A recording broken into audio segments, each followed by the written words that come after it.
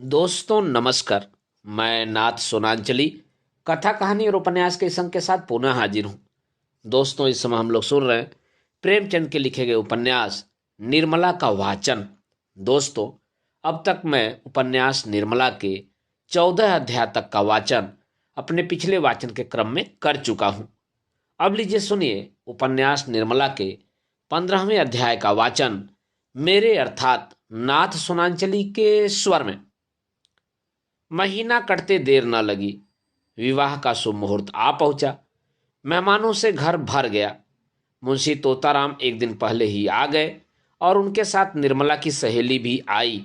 निर्मला ने तो बहुत आग्रह न किया था, वह खुद ही आने को उत्सुक थी। निर्मला को सबसे बड़ी उत्कंठा यही थी कि वर के बड़े भाई के दर्शन करूंगी और हो सका तो उनकी सुबुद्धि पर धन्यवाद दूंगी। सुधा ने हंसकर कहा, तुम उनको बोल सकोगी? निर्मला, क्यों? बोलने में क्या हानि है? अब तो दूसरा ही संबंध हो गया और मैं न बोल सकूंगी तो तुम तो हो ही। सुधा, ना भाई, मुझसे यह न होगा। मैं पराये मर्द से नहीं बोल सकती, न जाने कैसे आदमी हो। निर्मला, आदमी तो बुरे नहीं हैं, और फिर तुम्हें उनसे कुछ विवाह तो करना नहीं। जरा सा बोलने में क्या हानि है? डॉक्टर साहब यहाँ होते तो मैं तुम्हें आज्ञा दिला देती। सुधा, जो लोग हृदय के उदार होते हैं क्या चरित्र के भी अच्छे होते हैं? पराई स्त्री को घूरने में तो किसी मर्द को संकोच नहीं होता। निर्मला, अच्छा तुम मत बोलना, मैं ही बातें कर लूंगी। घूर लेंगे जितना उनसे घुरते बनेगा। बस अब तो राजी हुई। इतने में कृष्णा आकर बैठ गई। निर्मला ने मुस्कुराकर कहा, सच बता कृष्णा, तेरा मन इस वक्त क्यों उचट हो रहा है? कृष्णा, जीजा जी बुला रहे हैं, पहले जाकर सुनाओ, पीछे गप्पे लड़ाना, बहुत बिगड़ रहे हैं। निर्मला, क्या है, तूने कुछ पूछा नहीं? कृष्णा, कुछ बीमार से मालूम होते हैं, बहुत दुबले हो गए हैं। निर्मला, तो जरा बैठकर उनका मन बहला देती, यहाँ दौड़ी क्यों चली आई? यह कहो ईश्वर ने कृपा की, नहीं तो ऐसा ही पुरुष तुझे भी मिलता। जरा बैठकर बातें तो करो।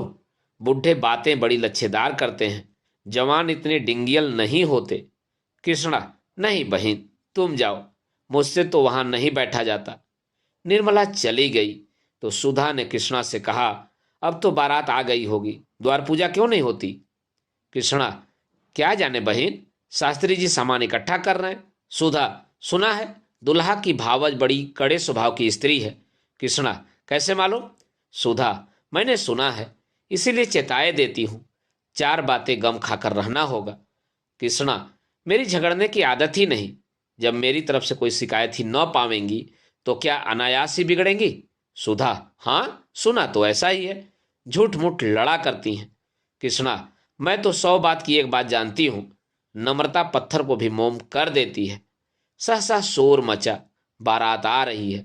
दोनों रमणियां खिड़की के सामने आ बैठी। एक क्षण में निर्मला भी आ पहुंची। वर के बड़े भाई को देखने की उसे बड़ी उत्सुकता हो रही थी। सुधा ने कहा, कैसे पता चलेगा कि बड़े भाई कौन है?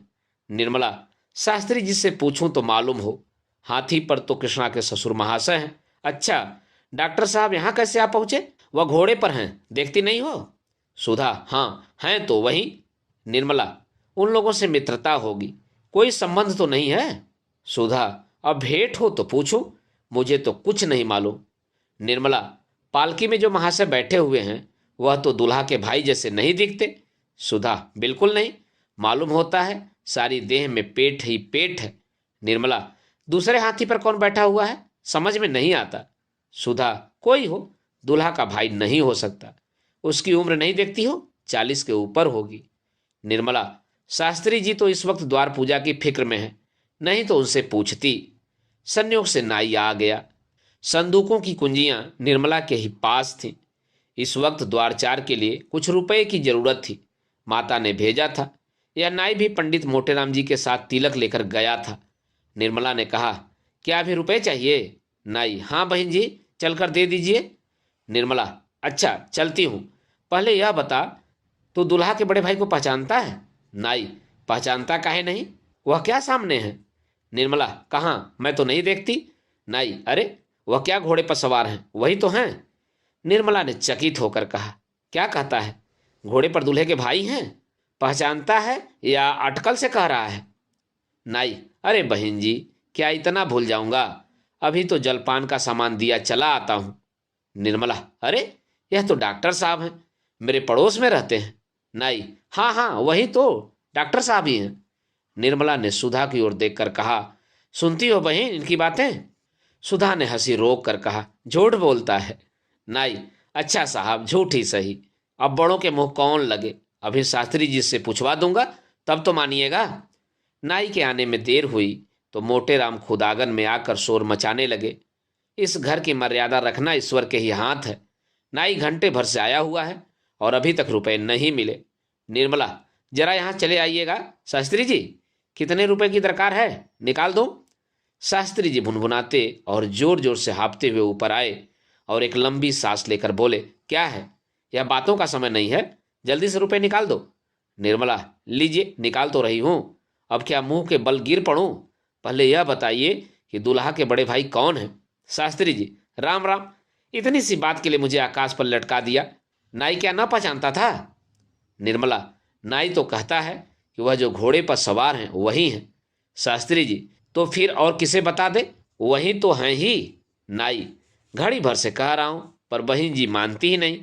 निर्मला ने सुधा की ओर स्नेह, ममता, विनोद और कृत्रिम तिरस्कार की दृष्टि से देखकर कहा, अच्छा, तो तुम भी अब तक मेरे साथ यह त्रिया चरित्र खेल रही थी। मैं जानती तो तुम्हें यहां बुलाती ही नहीं। ओफो, बड़ा गहरा पेट है तुम्हारा। तुम महीनों से मेरे साथ यह शरारत करती चली आती हो और कभी भूल से भी इस विषय का एक शब्द तुम्हारे मुंह से नहीं निकला। मैं तो 2-4 दिन में ही उबल पड़ती। सुधा, तुम्हें मालूम हो जाता तो तुम मेरे यहाँ आती ही क्यों? निर्मला, गजब रे गजब, मैं डॉक्टर साहब से कई बार बातें कर चुकी हूँ, तुम्हारे ऊपर यह सारा पाप पड़ेगा। देखी कृष्णा तूने अपनी जेठानी की शरारत, यह ऐसी मायाविनी है, इनसे डरती रहना।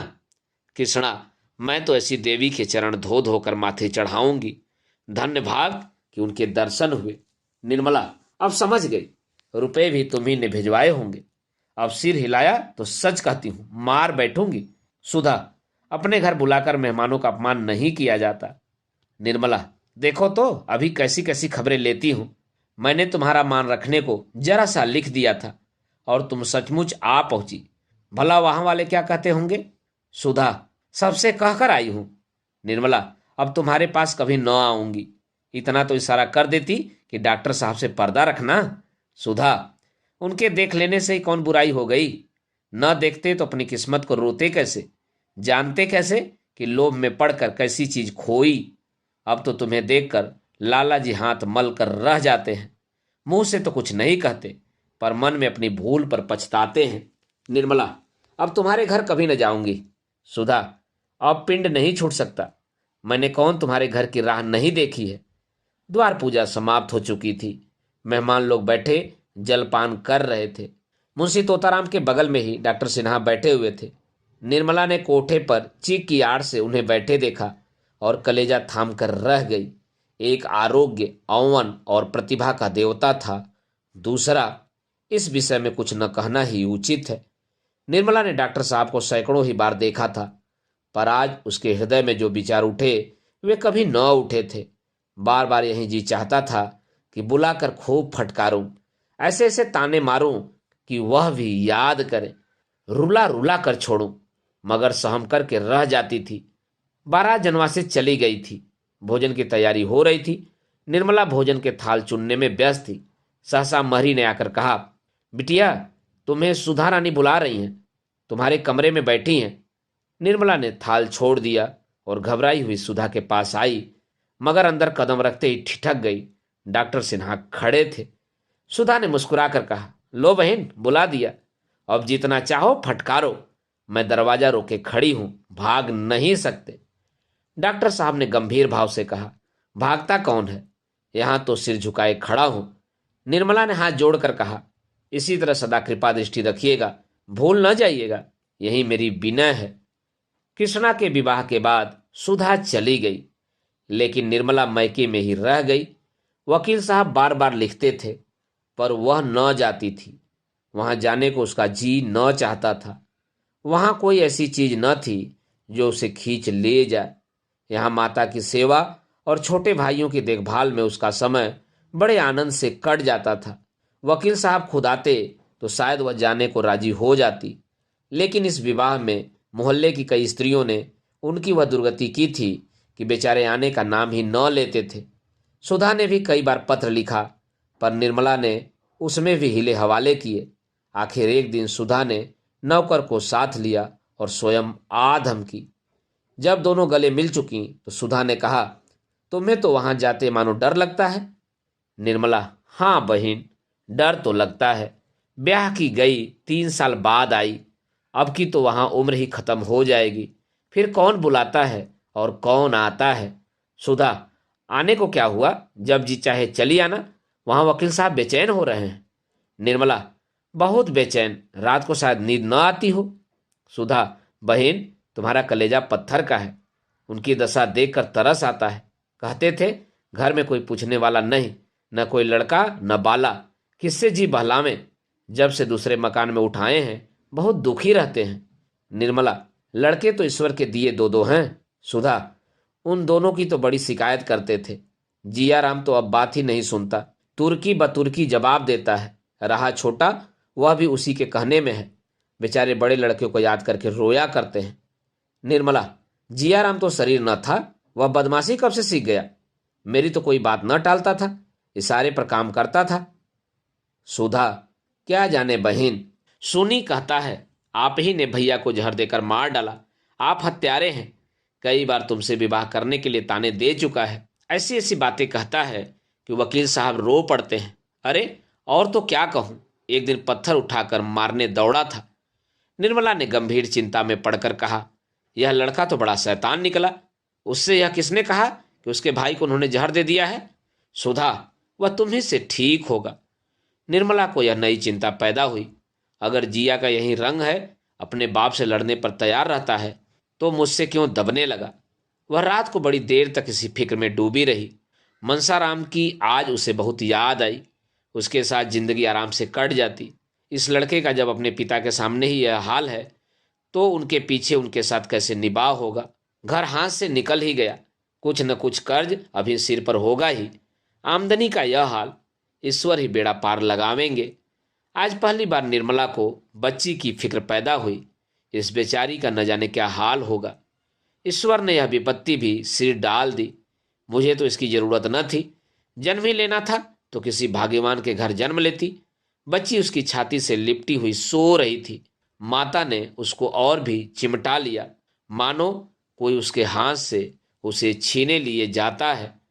निर्मला के पास ही सुधा की चारपाई भी थी। निर्मला तो चिंता सागर में गोता खा रही थी और सुधा मीठी नींद का आनंद उठा रही थी। क्या उसे अपने बालक की फिक्र सताती है। मृत्यु तो बूढ़े और जवान का भेद नहीं करती। फिर सुधा को क्यों कोई चिंता नहीं सताती। उसे तो कभी भविष्य की चिंता से उदास नहीं देखा। सहसा सुधा की नींद खुल गई। उसने निर्मला को अभी तक जागते देखा तो बोली, अरे अभी तुम सोई नहीं। निर्मला, नींद ही नहीं आती। सुधा, आंखें बंद कर लो, आप ही नींद आ जाएगी। मैं तो चारपाई पर आते ही मर सी जाती हूँ। वह जागते भी हैं तो खबर नहीं होती। न जाने मुझे क्यों इतनी नींद आती है। शायद कोई रोग है। निर्मला, हाँ, बड़ा भारी रोग है। इसे राज रोग कहते हैं। डॉक्टर साहब से कहो दवा शुरू कर दें। सुधा, तो आखिर जागकर क्या सोचूं। कभी कभी मैके की याद आ जाती है तो उस दिन जरा देर में आंख लगती है। निर्मला, डॉक्टर साहब की याद नहीं आती। सुधा, कभी नहीं। उनकी याद क्यों आए। जानती हूं कि टेनिस खेलकर आए होंगे, खाना खाया होगा और आराम से लेटे होंगे। निर्मला, लो, सोहन भी जाग गया। जब तुम जाग गई तो भला वह क्यों सोने लगा। सुधा, हाँ बहन, इसकी अजीब आदत है। मेरे साथ सोता है और मेरे ही साथ जागता है। उस जन्म का कोई तपस्वी है। देखो, इसके माथे पर तिलक का कैसा निशान है, बाहों पर भी ऐसे ही निशान है। जरूर कोई तपस्वी है। निर्मला, तपस्वी लोग तो चंदन तिलक नहीं लगाते। उस जन्म का कोई धूर्त पुजारी होगा। क्यों रे, तू कहाँ का पुजारी है, बता। सुधा, इसका ब्याह मैं बच्ची से करूंगी। निर्मला, चलो बहन, गाली देती हो। बहन से भी भाई का ब्याह होता है। सुधा, मैं तो करूंगी, चाहे कोई कुछ कहे। ऐसी सुंदर बहू और कहाँ पाऊंगी। जरा देखो तो बहन, इसकी देह कुछ गर्म है या मुझको ही मालूम होती है? निर्मला ने सोहन का माथा छूकर कहा, नहीं नहीं, देह गर्म है। यह ज्वर कब से आ गया? दूध तो पी रहा है ना? सुधा, अभी सोया था, तब तो देह ठंडी थी, शायद सर्दी लग गई, उड़ाकर सुलाए देती हूं, सवेरे तक ठीक हो जाएगा। सवेरा हुआ तो सोहन की दशा और भी खराब हो गई। उसकी नाक बहने लगी और बुखार और भी तेज हो गया। आंखें चढ़ गईं और सिर झुक गया। न वह हाथ पैर हिलाता था, न हंसता बोलता था, बस चुपचाप पड़ा था। ऐसा मालूम होता था कि उसे इस वक्त किसी का बोलना अच्छा नहीं लगता। कुछ कुछ खांसी भी आने लगी। अब तो सुधा घबराई। निर्मला की भी राय हुई कि डॉक्टर साहब को बुलाया जाए, लेकिन उसकी बूढ़ी माता ने कहा, डॉक्टर हकीम का यहाँ कुछ काम नहीं। साफ साफ मैं देख रही हूँ कि बच्चे को नजर लग गई है। भला डॉक्टर आकर क्या करेगा? सुधा, अम्मा जी, भला यहाँ नजर कौन लगा देगा? अभी तक तो बाहर कहीं गया भी नहीं। माता, नजर कोई लगाता नहीं बेटी, किसी किसी आदमी की दीद ही बुरी होती है, आप ही आप लग जाती है। कभी कभी माँ बाप तक की नजर लग जाती है।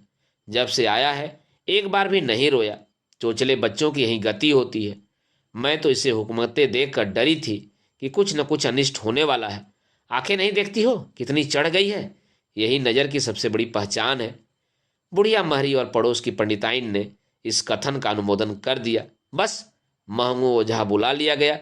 महंगू ने आकर बच्चे का मुंह देखा और हंसकर बोला, मालकिन, यह दीद है और कुछ नहीं। जरा पतली पतली तिलियां तो मंगवा दीजिए। भगवान ने चाहा तो संध्या तक बच्चा हंसने खेलने लगेगा। सरकंडे के 5 टुकड़े लाए गए। महंगू ने उन्हें बराबर करके एक डोरे से बांध दिया और कुछ बुदबुदा कर उसी पोले हाथों से 5 बार सोहन का सिर सोहलाया। अब जो देखा तो 5 तिलियां छोटी बड़ी हो गई थी। सब स्त्रियां यह कौतुक देखकर दंग रह गईं। अब नजर में किसे संदेह हो सकता था? महंगू ने फिर बच्चे को तिलियों से सुलाना शुरू किया। अब की तिलियां बराबर हो गईं, केवल थोड़ा सा अंतर रह गया। यह इस बात का प्रमाण था कि नजर का असर अब थोड़ा सा और रह गया है। महंगू सबको दिलासा देकर शाम को फिर आने का वादा करके चला गया। बालक की दशा दिन को और भी खराब हो गई। खांसी का जोर हो गया। शाम के समय महंगू ने आकर फिर तिलियों का तमाशा किया। इस वक्त 5 तिलियां बराबर निकली। स्त्रियां निश्चिंत हो गईं, लेकिन सोहन की सारी रात खांसते गुजरी। यहां तक कि कई बार उसकी आंखें उलट गईं। सुधा और निर्मला दोनों ने बैठकर सवेरा किया। खैर, रात कुशल से कट गई। अब वृद्धा माता जी नया रंग लाईं। महंगू नजर न उतार सका, इसलिए अब किसी मौलवी से फूंक डलवाना जरूरी हो गया। सुधा फिर भी अपने पति को सूचना न दे सकी। महरी सोहन को एक चादर से लपेटकर एक मस्जिद में ले गई और फूंक डलवा लाई। शाम को भी फूंक छोड़ी गई, पर सोहन ने सिर न उठाया। रात आ गई। सुधा ने आज मन में निश्चय किया कि रात कुशल से बीतेगी तो प्रातःकाल पति को तार दूंगी, लेकिन रात कुशल से न बीतने पाई। आधी रात जाते जाते बच्चा हाथ से निकल गया। सुधा की जीवन संपत्ति देखते देखते उसके हाथों से छिन गई। वही जिसके विवाह का 2 दिन पहले विनोद हो रहा था, आज सारे घर को रुला रहा है। जिसकी भोली भाली सूरत देखकर माता की छाती फूल उठती थी, उसी को देखकर आज माता की छाती फटी जाती है। सारा घर सुधा को समझाता था, पर उसके आंसू न थमते थे, सब्र न होता था। सबसे बड़ा दुख इस बात का था कि पति को कौन मुंह दिखाऊंगी, उन्हें खबर तक न दी। रात को ही तार दे दिया गया और दूसरे दिन डॉक्टर सिन्हा 9 बजते बजते मोटर पर आ पहुंचे। सुधा ने उनके आने की खबर पाई तो और भी फूट फूट कर रोने लगी। बालक की जलक्रिया हुई। डॉक्टर साहब कई बार अंदर आए, किंतु सुधा उनके पास न गई। उनके सामने कैसे जाए, उन्हें कौन सा मुंह दिखाए? उसने अपनी नादानी से उनके जीवन का रत्न छीन कर दरिया में डाल दिया। अब उनके पास जाते उसकी छाती के टुकड़े टुकड़े हुए जाते थे। बालक को उसकी गोद में देखकर पति की आंखें चमक उठती थी। बालक उमक कर पिता की गोद में चला जाता था। माता फिर बुलाती तो पिता की छाती से चिमट जाता था और लाख चुमकारने दुलारने पर भी बाप की गोद न छोड़ता था। तब मां कहती थी, बड़ा मतलबी है, आज वह किसे गोद में लेकर पति के पास जाएगी। उसकी सुनी गोद देखकर वहीं चिल्लाकर रो न पड़े। पति के सम्मुख जाने की अपेक्षा उसे मर जाना कहीं आसान जान पड़ता था। वह एक क्षण के लिए भी निर्मला को न छोड़ती थी कि कहीं पति से सामना न हो जाए। निर्मला ने कहा, बहन, अब जो होना था वह तो हो ही चुका, अब उनसे कब तक भागती फिरोगी? रात ही को वे चले जाएंगे, अम्मा कहती थी। सुधा ने सजल नेत्रों से ताकते हुए कहा, कौन मुंह लेकर उनके पास जाऊं? मुझे डर लगता है कि उनके सामने जाते ही मेरे पांव न थर्राने लगें और मैं गिर न पड़ूं। निर्मला, चलो, मैं तुम्हारे साथ चलती हूं, तुम्हें संभाले रहूंगी।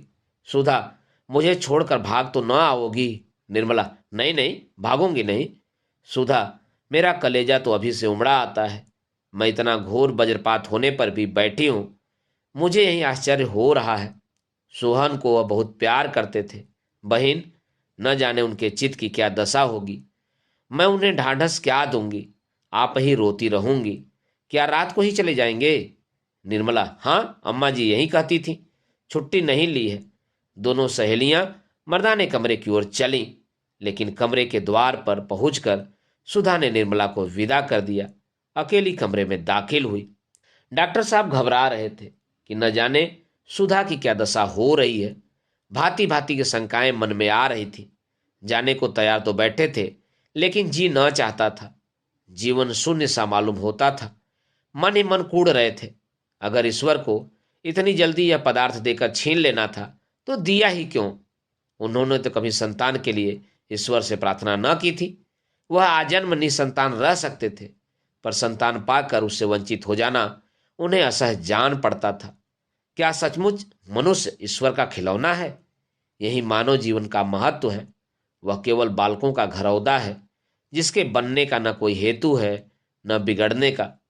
फिर बालकों को भी तो अपने घरौदों से, अपनी कागज की नावों से, अपने लकड़ी के घोड़ों से ममता होती है। अच्छे खिलौने को वह जान के पीछे छिपा कर रखते हैं। अगर ईश्वर बालक ही है तो विचित्र बालक है, किंतु बुद्धि तो ईश्वर का यह रूप स्वीकार नहीं करती। अनंत सृष्टि का कर्ता उदंड बालक नहीं हो सकता। हम उसे उन सारे गुणों से विभूषित करते हैं जो हमारी बुद्धि की पहुंच से बाहर है। खिलाड़ीपन तो उन महान गुणों में नहीं। क्या हंसते खेलते बालकों का प्राण हर लेना कोई खेल है? क्या ईश्वर ऐसे पैशाची खेल खेलता है? सहसा सुधा दबे पांव कमरे में दाखिल हुई। डॉक्टर साहब उठ खड़े हुए और उसके समीप आकर बोले, तुम कहाँ थी सुधा? मैं तुम्हारी राह देख रहा था। सुधा की आंखों में कमरा तैरता हुआ जान पड़ा। पति की गर्दन में हाथ डालकर उसने उनकी छाती पर सिर रख दिया और रोने लगी। लेकिन इस अश्रु प्रवाह में उसे असीम धैर्य और सांत्वना का अनुभव हो रहा था। पति के वक्षस्थल से लिपटी हुई वह अपने हृदय में एक विचित्र स्फूर्ति और बल का संचार होते हुए पाती थी, मानो पवन से थरथराता हुआ दीपक अंचल की आड़ में आ गया हो। डॉक्टर साहब ने रमणी के अश्रु सिंचित कपोलों को दोनों हाथों में लेकर कहा, सुधा, तुम इतना दिल छोटा क्यों करती हो? सोहन अपने जीवन में जो कुछ करने आया था वह कर चुका था, फिर वह क्यों बैठा रहता? जैसे कोई वृक्ष जल और प्रकाश से बढ़ता है, लेकिन पवन के प्रबल झोंकों से ही सुदृढ़ होता है, उसी भांति प्रणय भी दुख के आघातों से ही विकास पाता है। खुशी में साथ हंसने वाले बहुतेरे मिल जाते हैं, रंज में जो साथ रोए वही हमारा सच्चा मित्र है। जिन प्रेमियों को साथ रोना नहीं नसीब हुआ वे मोहब्बत के मजे क्या जाने। सोहन की मृत्यु ने आज हमारे द्वैत को बिल्कुल मिटा दिया। आज ही हमने एक दूसरे का सच्चा स्वरूप देखा है। सुधा ने सिसकते हुए कहा, मैं नजर के धोखे में थी। हाय, तुम उसका मुंह भी नहीं देखने पाए। न जाने इन दिनों उसे इतनी समझ कहां से आ गई थी। जब मुझे रोते देखता तो अपने कष्ट भूलकर मुस्कुरा देता। तीसरे ही दिन मेरे लाडले की आंखें बंद हो गईं। कुछ दवा दर्पण भी न करने पाई। यह कहते कहते सुधा के आंसू फिर उमड़ आए। डॉक्टर सिन्हा ने उसे सीने से लगाकर करुणा से कांपती हुई आवाज में कहा, प्रिय, आज तक कोई ऐसा बालक या वृद्ध न मरा होगा जिसके घर वालों को उसके दवा दर्पण की लालसा पूरी हो गई हो। सुधा, निर्मला ने मेरी बड़ी मदद की। मैं तो एक आध बार झपकी ले लेती थी, पर उसकी आंखें नहीं झपकी। रात रात लिए बैठी या टहलती रहती थी। उसके एहसान कभी न भूलूंगी। क्या तुम आज ही जा रहे हो? डॉक्टर, हाँ, छुट्टी लेने का मौका न था। सिविल सर्जन शिकार खेलने गया हुआ था। सुधा, यह सब हमेशा शिकार ही खेला करते हैं। डॉक्टर, राजाओं का और काम ही क्या है। सुधा, मैं तो आज न जाने दूंगी। डॉक्टर, जी तो मेरा भी नहीं चाहता। सुधा, तो मत जाओ, तार दे दो, मैं भी तुम्हारे साथ चलूंगी, निर्मला को भी लेती चलूंगी। सुधा वहां से लौटी तो उसके हृदय का बोझ हल्का हो गया था। पति की प्रेमपूर्ण कोमलवाड़ी ने उसके सारे शोक और संताप का हरण कर लिया था। प्रेम में असीम विश्वास है, असीम धैर्य है और असीम बल है। दोस्तों, अभी आप सुन रहे थे उपन्यास निर्मला के 15वें अध्याय का वाचन मेरे अर्थात नाथ सोनांचली के स्वर में। दोस्तों, इस उपन्यास के आगे के भागों का वाचन आप मेरे अगले वाचन के क्रम में सुन सकते हैं। तो जुड़े रहिए कथा कहानी और उपन्यास के साथ। धन्यवाद। नमस्कार।